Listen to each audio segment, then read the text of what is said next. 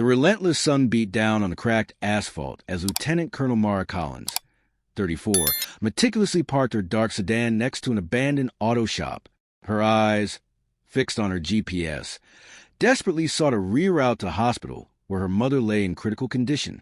Sweat beaded on her temples, yet her composure remained unyielding. Military to the bone, her olive uniform, devoid of insignia to draw attention, was nevertheless a beacon in this neighborhood. A black woman in uniform was all it took. Suddenly, a white patrol cruiser screeched to an abrupt halt nearby. No sirens, no warning. Two white officers emerged, their postures oozing confrontation. The first, bulky and red-faced, adjusted his belt with a gesture that spoke of impending struggle. The second, lean with sly eyes and smirk, trailed close behind. Well, the bulky one drawled, his gaze lingering on her uniform. Halloween's early this year. Mara calmly met his gaze. Is there a problem, officers? The lean one chuckled. Nice costume. Guy from Party Depot. Colonel? I'm a lieutenant colonel in the U.S. Army, she stated firmly. The two exchanged amused glances. Lieutenant colonel? The bulky one echoed, his voice dripping with exaggerated disbelief. Sure you are. I'm not required to prove myself to street-level harassment, she replied, her voice crisp and unwavering. The lean officer pulled out his handcuffs. How about we check your fantasy at the station? Get in the car. You're out of line, she warned. There's no legal cause for detainment. You think a uniform give you power? The bulky one barked, stepping closer. Not in this zip code. She didn't flinch. This uniform represents the Constitution, and you're about to violate everything it stands for. His jaw clenched. I said, hand behind your back. I'm telling you to stop. You're one order away from a career-ending mistake. That was the last straw. The officer lunged, yanking her arm hard. She winced as her shoulder twisted, and he slammed her into the car, her face grinding into the hot metal. Blood trickled from her lip. Mallister grinned. Where's your military now, Colonel? Still, she didn't cry out. Her voice, bruised and unwavering, rasped. You're both finished. Finished. The lean officer laughed. Lady, nobody's going to believe you. It's your word against two cops. Then she laughed, a dry, grim sound from somewhere dark that made them pause. What's funny? Mallister asked. You have no idea what you just done. Her eye, swelling now, flicked toward her phone lying by the curb. She broke from their grip with startling precision. No resistance, just training. In 2 strides, she had her phone.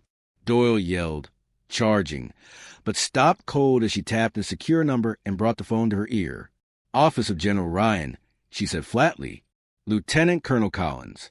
I'm under assault by local police. GPS active. Immediate protocol, Koblack. Copy. There was a pause. Then a calm, authoritative voice answered. Copy, Lieutenant Colonel. Units en route. Stay on the line. Mallister staggered back as if struck. She's bluffing, right? That was fake. That wasn't real. Doyle didn't speak. His red face turned pale. Mara looked up, battered but standing. I told you to stop, she said. You didn't. And now... The superior's voice still echoed faintly from the speaker. District Chief notified. Federal response mobilizing. 5 minutes. Panic replaced arrogance. Mallister stammered. We didn't know? We thought. Thought what? She snapped. That a black woman in uniform had be pretending? That your authority lets you drag anyone off the street? Doyle tried to compose himself. We need to. Let's all just calm down. But she wasn't finished. You'll explain this to your captain, then your chief, then maybe Congress. Sirens sounded faintly in the distance, too coordinated to be coincidence. Helicopters weren't far behind. I suggest, she said, her gaze slicing through them. You don't move. I won't repeat myself. Doyle backed off, hands half raised, the realization sinking in. This wasn't some powerless bystander. This was a federal officer with rank, credentials, and a direct line to command. Mallister looked at her again, but the smirk was gone. We didn't mean for it to go this far. But Mara Collins had stopped listening. The line was still open, and the sound of rotors was growing louder. You really think anyone's going to believe you? Mal Lister snarled, stepping closer to Mara. You think one phone call ruins our lives. No one's lifting a finger for some lying black woman in a fake uniform. Doyle added, his voice rising, face flushed with fury. Then Mal Lister lunged. He snatched the phone from her hand, raised it high, and slammed it against the pavement. Crack! The screen exploded into pieces. Without hesitation, he crushed it beneath his boot. There's your call, he spat. Mara didn't flinch. Her stare locked on him, cold, unwavering, dangerous. Doyle couldn't handle the silence. Something in her eyes threatened him. He grabbed her by the hair, yanking her head back violently. You think you're untouchable? You think someone like you can walk around giving orders? Mara tensed, her body rigid. Doyle raised his fist to strike. Then, the sound of a powerful engine echoed from the corner. A black SUV rolled into view, no lights, no markings. The back door opened precisely, and out stepped a woman, blonde, composed, in a crisp military uniform. Her presence sliced the air like a blade. She walked forward, boots pounding with finality. Officers Mal Lister, Doyle, she said firmly. Release her now. Doyle froze. His hand still gripped Mara's hair. Who the hell are you? He stammered. She held up a folder with a red seal. Supervisory Agent Kathleen Arrow, United States Army CID. You're both under arrest for assault, illegal detention, and destruction of federal evidence. Mara smiled faintly, bruised but defiant. Told you. Doyle didn't let go. Not yet. Arrow stepped closer. 3 seconds. Release her or you'll be staring down my sidearm and facing a court-martial. 1. Doyle's hand twitched. 2. Mal Lister dropped his cuffs. Clink. 3. Doyle finally let go. On your knees, hands behind your heads. This is insane. Mal Lister shouted. She attacked us. She's impersonating. Before he finished, Arrow dropped him to the pavement with a precise move. On your back, she snapped, clicking on the cuffs. Everything you say can and will be used against you under federal and military law. Doyle tried to bolt toward the patrol car. From the far side of the SUV, another agent emerged, tall, muscular, dark-skinned, and stone-faced. Without a word, he tackled Doyle with effortless precision. Doyle hit the pavement hard and stayed down. No, please, he gasped. I didn't know who she was. Silence, the second agent growled. Talk again and you'll bear your own defense. The click of the cuffs was louder than anything else, final. Mara stood watching, silent, her lip bleeding, her uniform stained, her spine straight.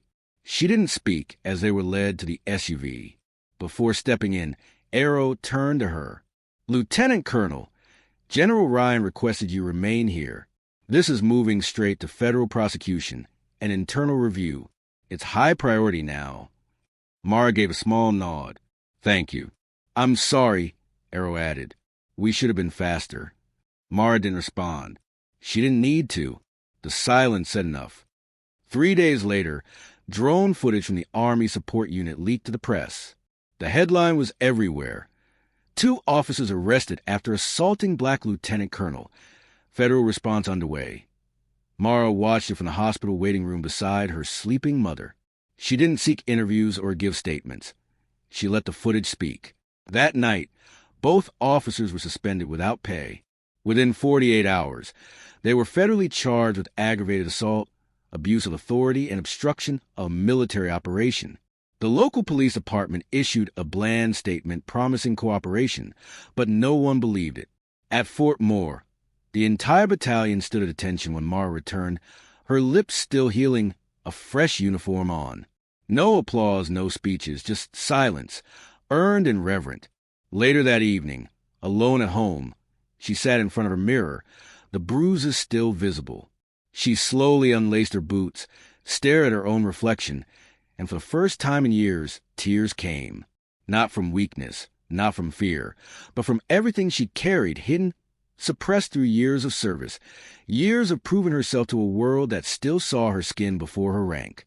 But not this time. This time, the uniform meant something.